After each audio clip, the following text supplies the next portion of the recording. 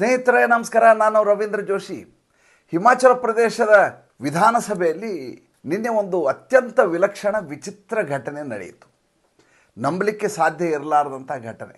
ನಿಮಗೆ ಗೊತ್ತು, ಹಿಮಾಚಲ ಪ್ರದೇಶದ ಕುರಿತಾಗಿ ಕಳೆದ 2-3 ದಿನಗಳಿಂದ ನಿರಂತರವಾಗಿ ನಾವು ಸಂಚಿಕೆಗಳನ್ನು ಮಾಡ್ತಾ ಇದ್ದೇವೆ. ಮೊದಲನೇದಾಗಿ ಅಲ್ಲಿ ಸಂಪೂರ್ಣವಾಗಿ ಅದು ದಿವಾಳಿಯಾಗಿ ಹೋಗಿದೆ, ಸಾಲ ತಲೆ ಮೇಲೆ ಬಂದು ಕೂತಿದೆ, ಸಂಬಳವನ್ನು ಕೊಡಲಿಕ್ಕೆ ಆಗ್ತಾ ಇಲ್ಲ. ಈಗ ಚರ್ಚೆ ಮಾಡ್ತಾ ಇರುವಂಥ ವಿಚಾರ ಅದಲ್ಲ. ವಿಧಾನಸಭೆಯಲ್ಲಿ ಅಲ್ಲಿಯ ಭಾರತೀಯ ಜನತಾ ಪಕ್ಷದ ಸದಸ್ಯರು ಒಂದು ಅಕ್ರಮವಾದಂಥ ಮಸೀದಿಯನ್ನು ಇಲ್ಲಿಯವರೆಗೂ ಯಾಕೆ ಕೆಡವಿಲ್ಲ, ಇದರ ಮೇಲೆ ನೋಟಿಸ್ ಕೊಡಲಾಯಿತು, ಎಲ್ಲ ಮಾಡಿ ಆಗಿದೆ, ಆದರೂ ಕೂಡ ಯಾಕೆ ಕೆಡವುತ್ತಾ ಇಲ್ಲ, ಅದು ಜನನಿಬಿಡ ಪ್ರದೇಶದಲ್ಲಿದೆ, ಬಹಳ ತೊಂದರೆಯನ್ನುಂಟು ಮಾಡ್ತಾ ಇದೆ, ಯಾಕೆ ಕೆಡವಿಲ್ಲ ಅಂತ ವಿಷಯವನ್ನು ತೆಗಿತಾರೆ. ತೆಗೆದ ಸಂದರ್ಭದಲ್ಲಿ ಅನಿರುದ್ಧ ಸಿಂಗ್ ಎನ್ನುವಂಥ ಒಬ್ಬ ಸಚಿವ ಇದರ ಕುರಿತಾಗಿ ಏರು ಧ್ವನಿಯಲ್ಲಿ ಮಾತಾಡಲಿಕ್ಕೆ ಶುರು ಮಾಡ್ತಾನೆ, ತಾರಕ ಧ್ವನಿಯಲ್ಲಿ ಮಾತಾಡಲಿಕ್ಕೆ ಶುರು ಮಾಡ್ತಾನೆ. ಹಿಮಾಚಲ ಪ್ರದೇಶದಲ್ಲಿರುವಂಥ ಅರಾಜಕತೆಯನ್ನು ಹೇಳಲಿಕ್ಕೆ ಶುರು ಮಾಡ್ತಾರೆ. ಆತ ಹೇಳ್ತಾರೆ, ನೋಡಿ, ನಮ್ಮಲ್ಲಿ ಲಿಸ್ಟ್ ಪ್ರಕಾರ ಇಲ್ಲಿ ಮುಸಲ್ಮಾನರ ಅಂಗಡಿಗಳ ಸಂಖ್ಯೆ ಕೇವಲ 191 ಅಂತ ಇದೆ. ಆದರೆ ವಾಸ್ತವವಾಗಿ 1900 ಮುಸಲ್ಮಾನ ಅಂಗಡಿಗಳಾಗಿದ್ದಾವೆ. ಯಾರೂ ಲೈಸೆನ್ಸ್ ತೊಗೊಂಡಿಲ್ಲ, ಯಾರೂ ನಮ್ಮ ಕಾರ್ಪೊರೇಷನ್ಗೆ ಟ್ಯಾಕ್ಸ್ ಕಟ್ಟೋದಿಲ್ಲ.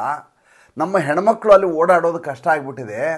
ಈವ್ ಟೀಸಿಂಗ್ ಮಾಡ್ತಾರೆ, ಅವ್ರ ಮೇಲೆ ಇನ್ನಿಂದ ಹಾಗೆ ಹಲ್ಲೆ ಮಾಡ್ತಾರೆ, ಅವ್ರ ಜೊತೆ ಅಶ್ಲೀಲವಾಗಿ ವರ್ತಿಸ್ತಾರೆ. ಹಿಮಾಚಲ ಪ್ರದೇಶ ಒಂದು ಕಾಲಕ್ಕೆ ಅತ್ಯಂತ ಪವಿತ್ರವಾಗಿತ್ತು, ಯಾವುದೇ ರೀತಿಯಾದಂಥ ತಾಪತ್ರಯ ಇರಲಿಲ್ಲ. ಈಗ ಇದಕ್ಕೆ ನುಸುಳುಕೋರರ ಹಾವಳಿ ಶುರುವಾಗಿದೆ. ಬಾಂಗ್ಲಾದೇಶಿಗಳು ಬಂದು ಇಲ್ಲಿ ಸೇರ್ಕೋತಾ ಇದ್ದಾರೆ. ಮುಸಲ್ಮಾನ ಜಿಹಾದಿ ಶುರುವಾಗಿದೆ, ಲವ್ ಜಿಹಾದ್ ಶುರುವಾಗಿದೆ. ನಾವು ಇದರ ಮೇಲೆ ಕ್ರಮ ಕೈಗೊಳ್ಳಲಿಲ್ಲ ಅಂದರೆ ಭಾಳ ಕಷ್ಟ ಆಗತ್ತೆ. ಈ ಮಸೀದಿ ಕುರಿತಾಗಿ ಈಗಾಗಲೇ ನೋಟಿಸ್ ಕೊಟ್ಟಾಗಿದೆ, ಖಾಲಿ ಮಾಡೋರ್ಗೆ ಅವರು ಖಾಲಿ ಮಾಡ್ತಾ ಇಲ್ಲ. ಆಮೇಲೆ ಆ ಜಾಗವನ್ನು ಒಡೆದು ಹಾಕಲಿಕ್ಕೆ ಸರ್ಕಾರ ಇಲ್ಲಿವರೆಗೂ ಯಾವುದೇ ರೀತಿಯ ಕ್ರಮ ಕೈಗೊಂಡಿಲ್ಲ. ಇದು ಯಾವ ರೀತಿ ಸರ್ಕಾರ ನಡೆಸ್ತಾ ಇದ್ದೀರಿ ಅಂತ ಅನಿರುದ್ಧ ಸಿಂಗ್ ತಾರಕ ಸ್ವರದಲ್ಲಿ ವಿಧಾನಸಭೆಯಲ್ಲಿ ಕೂಗಾಡಲಿಕ್ಕೆ ಶುರು ಮಾಡ್ತಾರೆ. ಮಜಾ ಅಂದರೆ, ಈ ಅನಿರುದ್ಧ ಸಿಂಗ್ ಎನ್ನುವಂಥ ವ್ಯಕ್ತಿ ಕಾಂಗ್ರೆಸ್ಸಿನ ಕ್ಯಾಬಿನೆಟ್ ಸಚಿವ ಹಿಮಾಚಲ ಪ್ರದೇಶದ ಸರ್ಕಾರದಲ್ಲಿ. ಯಾವಾಗ ಆಡಳಿತ ಪಕ್ಷದ ಸದಸ್ಯನೇ ಈ ರೀತಿ ಮಾತನಾಡಲಿಕ್ಕೆ ಶುರು ಮಾಡಿದ ತಕ್ಷಣ ಸ್ವತಃ ಅಲ್ಲಿಯ ಮುಖ್ಯಮಂತ್ರಿ ಆಗಿರುವಂಥ ಸುಖ್ವಿಂದರ್ ಸಿಂಗ್ ಸುಕ್ಕು ಕಂಗಾಲಾಗಿಬಿಡ್ತಾರೆ, ಮುಜುಗರವನ್ನು ಅನುಭವಿಸ್ತಾರೆ. ಮತ್ತು ಯಾವ ಇಲಾಖೆಗೆ ಸಂಬಂಧಪಟ್ಟದ್ದಲ್ಲ, ಪಕ್ಕದಲ್ಲೇ ಕೂತಿರ್ತಾರೆ ಅವರು. ಅನಿರುದ್ಧ ಸಿಂಗ್ ಪಕ್ಕದಲ್ಲಿ ಆತನ ಹೆಸರು ವಿಕ್ರಮಾದಿತ್ಯ ಸಿಂಗ್. ವಿಕ್ರಮಾದಿತ್ಯ ಸಿಂಗ್ ನಿಮ್ಗೆ ಗೊತ್ತು, ವೀರಭದ್ರ ಸಿಂಗ್ ಅವರ ಮಗ, ಮಾಜಿ ಮುಖ್ಯಮಂತ್ರಿ. ಇತ್ತೀಚೆಗೆ ಕಂಗನಾ ರಾಣಾವತ್ ಎದುರುಗಡೆ ಕ್ಯಾಂಡಿಡೇಟ್ ಆಗಿ ನಿಂತವರು, ಸೋತಿರುವಂಥ ವ್ಯಕ್ತಿ. ಆದರೆ ಇನ್ನೂ ಅವರು ಅಲ್ಲಿ ತಮ್ಮ ಶಾಸಕ ಸ್ಥಾನವನ್ನು ಉಳಿಸ್ಕೊಂಡಿದ್ದರಿಂದಾಗಿ ಅವರೀಗ ಸಚಿವರಾಗಿ ಮುಂದುವರಿತಾ ಇರೋದು. ಅವ್ರದ್ದೇ ಖಾತೆಯ ಅರಾಜಕತೆಯನ್ನು, ಅವರ ಖಾತೆಯ ಭ್ರಷ್ಟಾಚಾರವನ್ನು, ಅವರ ಖಾತೆಯ ಅಕ್ರಮಗಳನ್ನು ಈ ಅನಿರುದ್ಧ ಸಿಂಗ್ ಎನ್ನುವಂಥ ವ್ಯಕ್ತಿ ಬಿಡಿಸಿ ಹೇಳ್ತಾನೆ. ಇಡೀ ವಿಧಾನಸಭೆಯ ಮೊಗಸಾಲೆ ಕಿಕ್ಕಿರದ ಚಪ್ಪಾಳೆಯನ್ನು ಹಾಕ್ತಾರೆ ಭಾರತೀಯ ಜನತಾ ಪಾರ್ಟಿಯವರು. ಕಾಂಗ್ರೆಸ್ಸಿನ ಸಂಸ್ಕೃತಿ ಅಲ್ಲ ಇದು. ಕಾಂಗ್ರೆಸ್ಸಿನಲ್ಲಿ ಮುಸಲ್ಮಾನರು ಏನು ಮಾಡಿದರೂ ಅವರನ್ನು ಕ್ಷಮಿಸಬೇಕು, ಏಕೆಂದರೆ ಅವರು ಈ ದೇಶದ ಅಲ್ಪಸಂಖ್ಯಾತರು. ಅವರು ವಿಶೇಷವಾದಂಥ ಸವಲತ್ತುಗಳನ್ನು ಕೊಡಬೇಕು. ಅವರು ದಿನಕ್ಕೆ 5 ಬಾರಿ ಎಲ್ಲರಿಗೂ ತೊಂದರೆ ಆಗುವ ಹಾಗೆ ಆಜಾನ್ ಕೂಗಿದರೆ ಯಾವುದೇ ಒಂದು ಅದ್ರ ಬಗ್ಗೆ ಚಕಾರ ಎತ್ತಬಾರ್ದು. ಅವರು ರಸ್ತೆಯ ಮಧ್ಯದಲ್ಲಿ ಮಸೀದಿ ಕಟ್ಟಿದರೆ ಅವರ ಪ್ರಾರ್ಥನಾ ಮಂದಿರ ಆಗಿರೋದರಿಂದ ಅದಕ್ಕೆ ನಾವು ಗೌರವವನ್ನು ಕೊಡಬೇಕು. ಅವರು ಅಂಗಡಿಗಳನ್ನು ತೆಗೆಯಲಿಕ್ಕೆ ಲೈಸೆನ್ಸನ್ನು ತಗೊಳ್ಳಿಲ್ಲ ಅಂತಂದರೆ ಅವರು ಆ ರೀತಿಯಾದಂಥ ಅಧಿಕಾರವನ್ನು ಅನುಭವಿಸಲಿಕ್ಕೆ ಬದ್ಧರು. ಸ್ವತಃ ಮನಮೋಹನ್ ಸಿಂಗ್ ಆ ಮಾತನ್ನು ಹೇಳಿದ್ದಾರೆ. ಈ ದೇಶದ ಎಲ್ಲ ಸವಲತ್ತುಗಳು ಮೊದಲು ಮುಸಲ್ಮಾನರಿಗೆ ಸಲ್ಲಬೇಕು ಅಂತ ಮನಮೋಹನ್ ಸಿಂಗ್ ಹೇಳಿರುವಂಥ ಮಾತಿದು, ಬಹಿರಂಗವಾಗಿ ಹೇಳಿರುವಂಥ ಮಾತು. ಅಂಥದ್ದರಲ್ಲಿ ಅನಿರುದ್ಧ ಸಿಂಗ್ ಅನ್ನುವಂಥ ವ್ಯಕ್ತಿ ಈ ರೀತಿ ಮಾತನಾಡಿದ್ದು ಹಿಮಾಚಲ ಪ್ರದೇಶದಲ್ಲಿ ಭಾಳ ದೊಡ್ಡ ಮಟ್ಟದಲ್ಲಿ ಪ್ರತಿಧ್ವನಿಸ್ತಾ ಇದೆ. ಪಕ್ಷಾತೀತವಾಗಿ ಇವತ್ತು ಈ ರೀತಿಯ ಆಲೋಚನೆ ಈ ದೇಶದಲ್ಲಿ ನಡೀತಾ ಇದೆ ಅನ್ನೋದು ಭಾಳ ಮುಖ್ಯವಾದದ್ದು. ಹಿಂದೂಗಳು ಜಾಗೃತರಾಗ್ತಾ ಇದ್ದಾರೆ ಅನ್ನೋದಕ್ಕೆ ಇದಕ್ಕಿಂತ ಒಳ್ಳೆಯ ಉದಾಹರಣೆ ನಿಮ್ಗೆ ಬೇಕಾಗಿಲ್ಲ. ಏಕೆಂದರೆ ಸುಮಾರು 74 ಲಕ್ಷ ಜನಸಂಖ್ಯೆ ಹಿಮಾಚಲ ಪ್ರದೇಶ ಇದೆಯಲ್ಲ, ಅಲ್ಲಿಯ 95% ಹಿಂದೂಗಳಿರುವಂಥದ್ದು.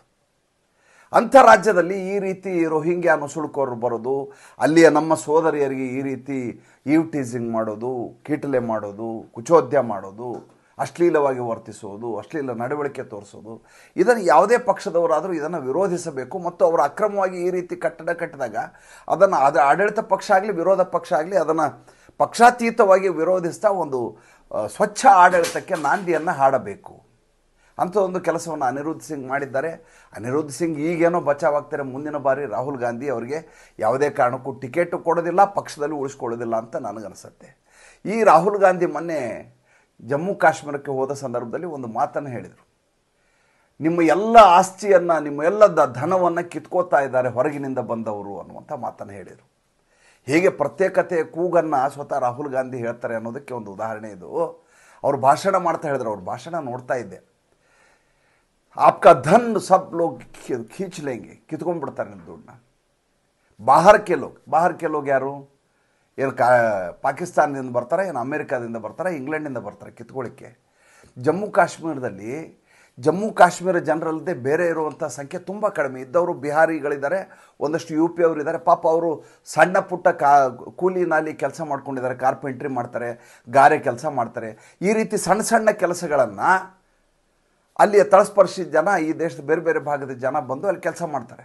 ಅವ್ರು ಬಂದು ನಿಮ್ಮದೆಲ್ಲ ದುಡ್ಡನ್ನು ಕಿತ್ಕೋತಾರೆ ಅಂತ ಅವರನ್ನು ಓಡಿಸುವ ಕೆಲಸ ಮಾಡ್ತಾರೆ.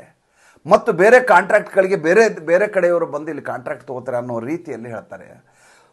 ಕಾಶ್ಮೀರವನ್ನು ಪ್ರತ್ಯೇಕ ಮಾಡುವಂಥ ಮನಸ್ಥಿತಿ ಇದು. ಈಗ ನೀವು ಬೆಂಗಳೂರಲ್ಲಿ ಒಂದು ಯಾವುದೋ ಟೆಂಡರ್ ತೊಗೋಬೇಕು, ಬಿಜಾಪುರದವ್ರು ಟೆಂಡರ್ ಹಾಕ್ಬೋದು, ಬಾಗಲಕೋಟೆಯವ್ರು ಟೆಂಡರ್ ಹಾಕ್ಬೋದು, ಗುಲ್ಬರ್ಗದವ್ರು ಹಾಕ್ಬೋದು, ಯಾರು ಬೇಕಾದ್ರೂ ಹೋಗಿ ಎಲ್ಲಿ ಬೇಕಾದ್ರೂ ಕೆಲಸ ಮಾಡ್ಬೋದು ಈ ದೇಶದಲ್ಲಿ. ಅಂಥದ್ರಲ್ಲಿ ಕಾಶ್ಮೀರದಲ್ಲಿ ಇರುವಂಥ ಜನರೇ ಕಾಶ್ಮೀರದ ಸಂಪನ್ಮೂಲವನ್ನು ಅನುಭವಿಸಬೇಕು, ಕಾಶ್ಮೀರದ ಕೆಲಸಗಳನ್ನ ಕಾಶ್ಮೀರದವರೇ ಮಾಡಬೇಕು ಅನ್ನುವಂಥದ್ದು ಎಷ್ಟು ಮಟ್ಟಿಗೆ ಸರಿ? ಇದು ಪ್ರತ್ಯೇಕವಾದ ಹೌದಲ್ವಾ? ಈ ರೀತಿಯ ಆಲೋಚನೆಯ ವ್ಯಕ್ತಿ ರಾಹುಲ್ ಗಾಂಧಿ.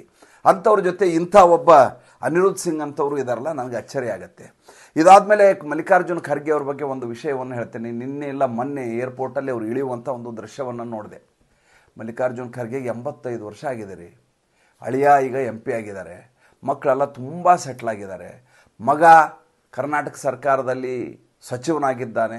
ಸಚಿವ ಅಂತ ಬಾರಿ ತೋರಿಸ್ಕೊಡ್ತಾರೆ ಬೇರೆ. ಹೀಗಿರುವಾಗ ಈ ಮನುಷ್ಯ ಇಡೀ ಗಾಡಿ ತುಂಬ ಜನ ಕೊತ್ತಂಬರಿ ಸೊಪ್ಪು ಥರ ತುಂಬಿದ್ದಾರೆ. ಆದ್ದರಿಂದ ಈತ ಒದ್ದಾಡ್ಕೊಂಡು ಕೆಳಗಡೆ ಇಳಿತಾರೆ. ಒಬ್ಬ ರಾಷ್ಟ್ರೀಯ ಅಧ್ಯಕ್ಷ, ಆತನಿಗೆ ಒಂದು ಪ್ರತ್ಯೇಕ ವಾಹನವನ್ನು ಕಾಂಗ್ರೆಸ್ ಕೊಟ್ಟಿಲ್ಲ. ಹಿಂದುಗಡೆ ಮತ್ತೊಂದು ಗಾಡಿ ಬರುತ್ತೆ, ಆ ಗಾಡಿಯಿಂದ ರಾಹುಲ್ ಗಾಂಧಿ ಒಬ್ಬರೇ ಇಳಿತಾರೆ. ಅವರ ಅಕ್ಕಪಕ್ಕ ಯಾರು ಇರೋದಿಲ್ಲ. ಇಂಥ ಗುಲಾಮಿ ಮನಸ್ಥಿತಿಯಲ್ಲಿ ಮಲ್ಲಿಕಾರ್ಜುನ್ ಖರ್ಗೆ ಅಂಥವ್ರು ಯಾಕೆ ಕೆಲಸ ಮಾಡ್ತಾರೆ ನಂಗೆ ನಿಜಕ್ಕೂ ಅರ್ಥ ಆಗೋದಿಲ್ಲ. ಇನ್ನು ಉತ್ತರ ಪ್ರದೇಶದಲ್ಲಿ ನಡೆದಂಥ ಒಂದು ಘಟನೆಯನ್ನು ಹೇಳ್ತೇನೆ. ಸುಲ್ತಾನ್ಪುರ್ನಲ್ಲಿ ನಡೆದಂಥ ಘಟನೆ. ಸುಲ್ತಾನ್ಪುರದಲ್ಲಿ ಒಂದು ಜ್ಯುವೆಲ್ಲರಿ ಶಾಪ್ದು ಡಕಾಯಿತಿ ಆಗುತ್ತೆ. ನಿಮಗೆ ಗೊತ್ತು ಉತ್ತರ ಪ್ರದೇಶ ಪೊಲೀಸರು ಯಾವ ರೀತಿ ಕೆಲಸ ಮಾಡ್ತಾರೆ ಅಂತ ನೀವು ನೋಡಿದ್ದೀರಿ. ಅಟ್ಟಿಸ್ಕೊಂಡು ಹೋಗ್ತಾರೆ, 3 ಜನರ ಸೆರೆ ಹಿಡ್ತಾರೆ, ಒಬ್ಬ ತಪ್ಪಿಸ್ಕೊಂಡು ಹೋಗ್ಲಿಕ್ಕೆ ಪ್ರಯತ್ನ ಮಾಡ್ತಾನೆ, ಮಂಗೇಶ್ ಯಾದವ್ ಅಂತ. ಆತನನ್ನು ಎನ್ಕೌಂಟರ್ ಮಾಡಲಾಗುತ್ತೆ. ಯಾರು ಈ ಮಂಗೇಶ್ ಯಾದವ್? ಸುಮಾರು 10 ವರ್ಷದಿಂದ ನಿರಂತರವಾಗಿ ಲೂಟಿ ಡಕಾಯಿತಿ ಮಾಡಿಕೊಂಡು ಪ್ರೊಟೆಕ್ಷನ್ ಮನಿ ಕೇಳ್ತಾ ಜನರನ್ನ ಹೆದರಿಸ್ಕೊಂಡು ಲಾ ಆ್ಯಂಡ್ ಆರ್ಡರ್ ಹಾಳು ಮಾಡ್ತಾ ಇದ್ದಂಥ ಒಬ್ಬ ರೌಡಿ ಶೀಟರ್, ಒಬ್ಬ ಗ್ಯಾಂಗ್ಸ್ಟರ್. ಆತನ ಎನ್ಕೌಂಟರ್ ಆಗುತ್ತೆ. ಎನ್ಕೌಂಟರ್ ಆದ ತಕ್ಷಣ ಅಖಿಲೇಶ್ ಯಾದವ್ ಇದ್ದಕ್ಕಿದ್ದಾಗೆ ಕ್ರುದ್ಧರಾಗಿಬಿಡ್ತಾರೆ, ವ್ಯಗ್ರರಾಗಿಬಿಡ್ತಾರೆ. ಆತ ಯಾದವ್ ಅನ್ನುವ ಕಾರಣಕ್ಕೋಸ್ಕರ ಆತನ ಎನ್ಕೌಂಟರ್ ಮಾಡಲಾಯಿತು. ಸ್ವಾಮಿ, ಅಪರಾಧ ಮಾಡುವ ವ್ಯಕ್ತಿ ಯಾದವ್ ಆದ್ರೇನು, ಮೆಹಬೂಬ್ ಖಾನ್ ಆದ್ರೇನು, ಮುಯಿದ್ ಖಾನ್ ಆದ್ರೇನು, ಯಾರು ಅಪರಾಧ ಮಾಡಿದ್ದಾರೆ ಅವ್ರು ಗುಂಡು ಹೊಡಿತಾರೆ, ಅವನು ಯಾವನೇ ಆಗಿರಲಿ ಅವನು. ಆದರೆ ಅಖಿಲೇಶ್ ಯಾದವ್ಗೆ ಆತನಲ್ಲಿ ಜಾತಿ ಕಾಣುತ್ತೆ. ಇದೇ ವಿಷಯವನ್ನು ನವಾಬ್ ಸಿಂಗ್ ಯಾದವ್ ವಿಚಾರದಲ್ಲಿ ಹೇಳಿದ್ದಾಯ್ತ. ನವಾಬ್ ಸಿಂಗ್ ಯಾದವ್ 12 ವರ್ಷದ ಒಬ್ಬ ಅಪ್ರಾಪ್ತ ಬಾಲಿಕೆಯ ಮೇಲೆ ಅತ್ಯಾಚಾರ ಮಾಡಿದ್ದ. ಅದು ಅವನದೇ ಕಾಲೇಜಿನ ರೂಮಿನಲ್ಲಿ. ಆತ ರೆಡ್ ಹ್ಯಾಂಡ್ ಆಗಿ ಅರೆನಗ್ನನಾಗಿ ಸಿಗಾಕೊಂಡ. ಆತನನ್ನು ಬಂಧಿಸಲಾಯಿತು, ಪೋಕ್ಸೋ ಕೇಸ್ ಹಾಕಿ. ಆವಾಗಲೂ ಇದೇ ಮಾತನ್ನು ಅಖಿಲೇಶ್ ಯಾದವ್ ಹೇಳಿದ್ದ. ಆತ ಯಾದವ್ ಅಂತ ಆತನ ಮೇಲೆ ಈ ರೀತಿ ನೀವು ಸೇಡಿನ ರಾಜಕಾರಣ ಮಾಡ್ತಾ ಇದ್ರಿ, ಆತನ DNA ಟೆಸ್ಟ್ ಮಾಡಿಸ್ಬೇಕು. ನೋಡಿ, ಈತನ ಅಧಿಕಾರದ ಅವಧಿಯಲ್ಲಿ ಸಾವಿರಾರು ಕ್ರೈಮ್ಗಳಾದವು. ಯಾರ್ದು DNA ಟೆಸ್ಟ್ ಈತ ಕೇಳಲಿಲ್ಲ. ಈಗ ಯೋಗಿ ಆದಿತ್ಯನಾಥ್ ಸರ್ಕಾರದಲ್ಲಿ ಈತ DNA ಟೆಸ್ಟ್ ಕೇಳ್ತಾ ಇದ್ದಾನೆ. ಕೊನೆಗೆ ಯೋಗಿ ಆದಿತ್ಯನಾಥ್ ಇವರ DNA ಟೆಸ್ಟ್ ಮಾಡಿದಾಗ ಈತನ ಇದು ಮ್ಯಾಚ್ ಆಗಿಬಿಡುತ್ತೆ, ಖಚಿತಗೊಂಡ್ಬಿಡುತ್ತೆ ಈತನೇ ಮಾಡಿದ್ದಾನೆ ಅಂತ. ಈಗ ಏನು ಮಾತಾಡ್ತಾರೆ ಇವರು? ಒಂದು ರಾಹುಲ್ ಗಾಂಧಿ ಈ ರೀತಿ ಪ್ರತ್ಯೇಕತೆಯನ್ನು ಮಾತಾಡೋದು, ಈ ಅಖಿಲೇಶ್ ಯಾದವ್ ತನ್ನ ಜಾತಿಯನ್ನು ತೋರಿಸ್ಕೊಡೋದು. ಮೊಯ್ದ್ ಖಾನ್ ವಿಚಾರ ಬಂದಾಗ ಆತ ಅತ್ಯಾಚಾರ ಮಾಡಿದಾಗ ಈತ ಮುಸಲ್ಮಾನ ಅನ್ನುವಂಥ ಕಾರಣಕ್ಕೋಸ್ಕರ ಈತನನ್ನು ಬಂಧಿಸಿದ್ದೀರಿ ಅಂತಾರೆ. ನವಾಬ್ ಸಿಂಗ್ ಯಾದವ್ ಮತ್ತು ಈ ಮಂಗೇಶ್ ಯಾದವ್ ವಿಚಾರ ಬಂದಾಗ ಯಾದವ್ ಅನ್ನೋ ಕಾರಣಕ್ಕೆ, ಅಂದರೆ ಯಾವ ಜಾತಿಯವರು ಅಂತ ನೋಡಿ ಇನ್ಮೇಲೆ ಕ್ರಮ ಕೈಗೊಳ್ಳಬೇಕು ಅನ್ನುವಂಥ ಸ್ಥಿತಿ ಭಾರತ ದೇಶದಲ್ಲಿ ಬಂದಿದೆ. ಆ ರೀತಿಯ ರಾಜಕಾರಣಿಗಳು ನಮ್ಮಲ್ಲಿದ್ದಾರೆ. ಮತ್ತು ಮುಂದಿನ ಸಂಚಿಕೆಯಲ್ಲಿ ಹೊಸ ವಿಷಯದೊಂದಿಗೆ ಬರ್ತೇನೆ. ಸಂಚಿಕೆ ಇಷ್ಟ ಆಗಿದ್ದರೆ ಲೈಕ್ ಮಾಡಿ, ಫಾಲೋ ಮಾಡಿ, ಶೇರ್ ಮಾಡಿ. ನಮ್ಮ ಮುಕ್ತ ಪತ್ರಿಕೋದ್ಯಮಕ್ಕೆ ದಯವಿಟ್ಟು ಆರ್ಥಿಕವಾಗಿ ಬೆಂಗಾವಲಾಗಿ. ನಮಸ್ಕಾರ.